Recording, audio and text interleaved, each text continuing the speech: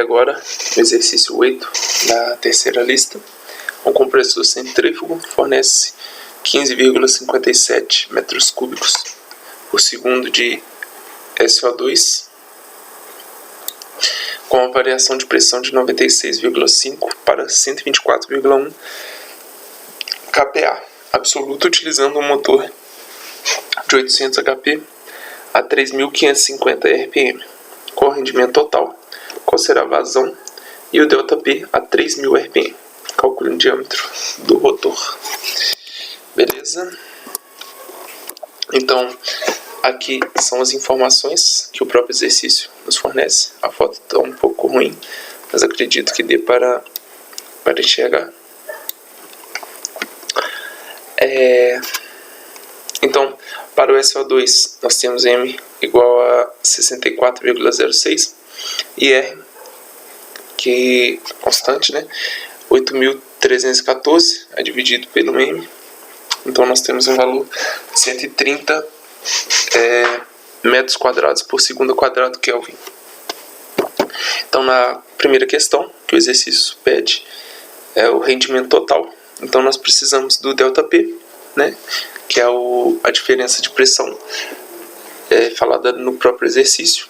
Então, ΔP vai ser 124,11 menos 96,53. Então, nosso ΔP, que é a diferença de pressão, de 27,58 kPa.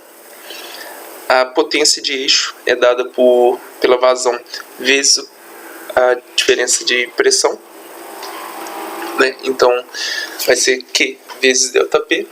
Então, é 15,57 vezes 27,58. Então, nossa potência de eixo vai ser 429,42 kW. E para calcular o rendimento, foi dado no exercício a potência do motor de 800 HP. Então, nós temos que transformar essa potência de eixo aqui para HP também, né, para poder calcular o rendimento, estando todos na mesma unidade. Então, dividindo por 746, nós passamos para HP. Então, fica 575,63 HP.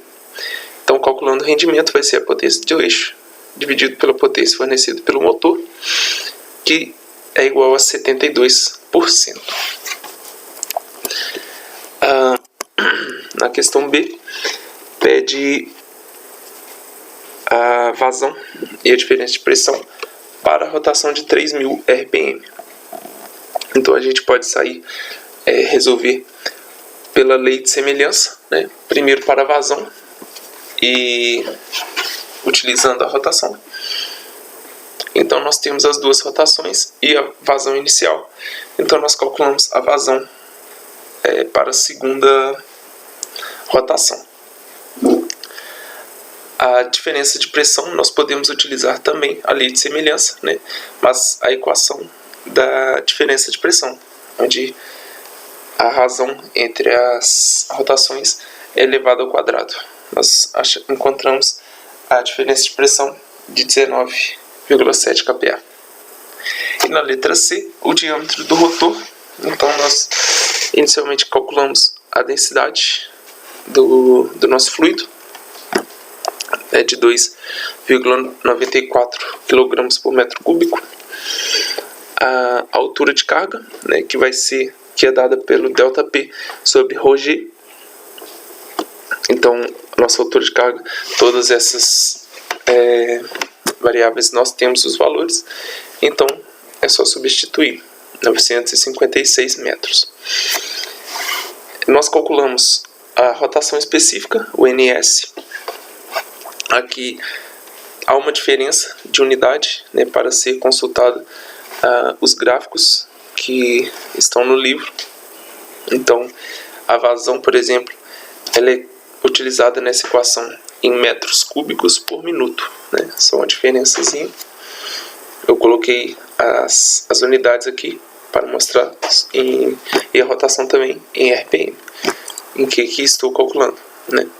A equação é N vezes a equação do NS, né? É a rotação vezes a vazão elevado a meio, dividido pela altura de carga, elevado a 3/4. Então, nosso NS é 631, né? A nossa rotação específica. Então, consultando os gráficos contidos no livro, texto, nós podemos determinar um CQ, que é o coeficiente de 0,45. O CQ é dado pela equação de Q sobre ND ao cubo. Então, se o que nos interessa é o D, é o diâmetro do rotor, então nós podemos isolar o D nessa equação do CQ, onde nós temos todas as outras variáveis, e encontramos então o valor de D igual a 0,84 metros. Passando para a equação 9, para o exercício 9, né? O rotor de um compressor centrífugo gira 9.000 RPM. Se o diâmetro periférico do rotor é 0,904 metros e alfa igual a 20 graus, calcule a condição operativa atmosférica padrão ao nível do mar. Os seguintes parâmetros: velocidade periférica do rotor na saída, componente tangencial da velocidade absoluta do fluido na saída do rotor, componente radial da velocidade absoluta do fluido na saída do rotor, o ângulo β2 e a velocidade absoluta do fluido na saída do rotor. Então aqui são os parâmetros que o exercício nos fornece. Então na letra A, a velocidade periférica de saída do rotor. A velocidade periférica de saída do rotor é o U2, né, do nosso triângulo de velocidades. Então o U2 ele é dado por W vezes R2. Então vai ficar 2πn R2 dividido por 60. Então o nosso U2 é igual a 430,7 metros por segundo. Na letra B, ele pede a componente tangencial da velocidade absoluta. A componente tangencial da velocidade absoluta vai ser o próprio U2, né? Que é então o VT2 é igual ao U2. Então VT2 é igual a 430,7 metros por segundo. Na letra C, ele pede a componente radial da velocidade absoluta, né? Então vai ser tangente de α2, como sendo o seno de α2 sobre cosseno de α2. Então vai ficar Vn2 sobre Vt2. Então, isolando Vn2, que é o nosso valor de interesse na letra C. Então Vn2 vai ser igual a Vt2 vezes tangente de α2.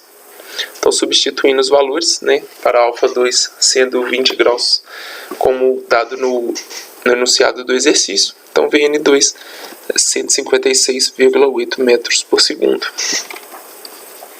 Para um compressor, na letra D, o ângulo β2. Então, para um compressor centrífugo sem escorregamento, tem uma saída radial, ou seja, o β2 é igual a 90 graus. Ele forma um ângulo reto, né, com a saída U2. E na letra E, a velocidade absoluta do fluido na saída do rotor. Então a velocidade absoluta, né, vai ser o módulo de V2, que é calculado sendo a raiz de Vn2 ao quadrado mais Vt2 ao quadrado. Então, substituindo os valores já encontrados anteriormente, nós temos que o módulo de V2 é 458,3 metros por segundo. Vamos fazer a 10 também, que é a última questão da lista. Então, o ar deixa o rotor de um compressor com uma velocidade radial de 110 metros por segundo, formando um ângulo de 25 graus e 30 segundos com a direção axial. 30 minutos.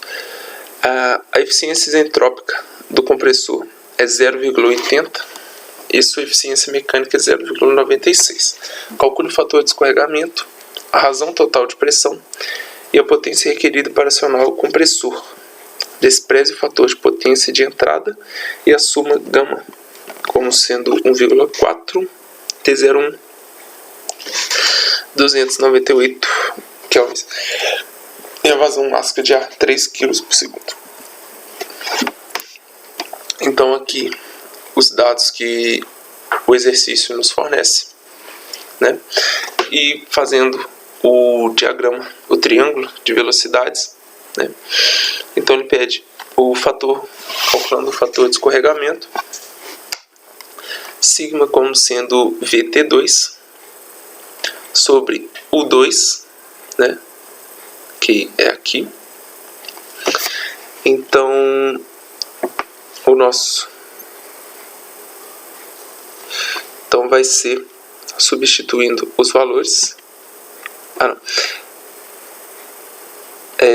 o VT2 ele vai ser calculado aqui embaixo, né, pela tangente de beta 2, vai ser U2 menos VT2 sobre VN2. Então VT2 vai ser U2 menos tangente de beta 2 vezes VN2. Aqui nós temos todos os valores, então VT2 vai ser 423 metros por segundo. Então, substituindo na equação de cima, agora sim, nós encontramos o fator de escorregamento de 0,89. A razão total de pressão, né, P03 sobre P01, né, substituindo todos os valores, nós encontramos, só ressaltando aqui, né, a razão de total de pressão. Esses coeficientes são dados pelo exercício, né? O NC é o rendimento, 0,8 dado do compressor. O QC, nessa equação utilizada pelo livro, vai ser o fator de escorregamento, né? O K também é dado, o CP é de acordo com o material, né? Que é 1007, e o T01 também fornecido no próprio título, no enunciado. Então a razão total de pressão vai ser 4,66. A próxima questão que pede é a potência para acionar o compressor. Então WC, né, CT2, W, C2 e Q, né? Então vai ser CT2 vezes U2 vezes Q. Então WC vai ser 602,7 kW.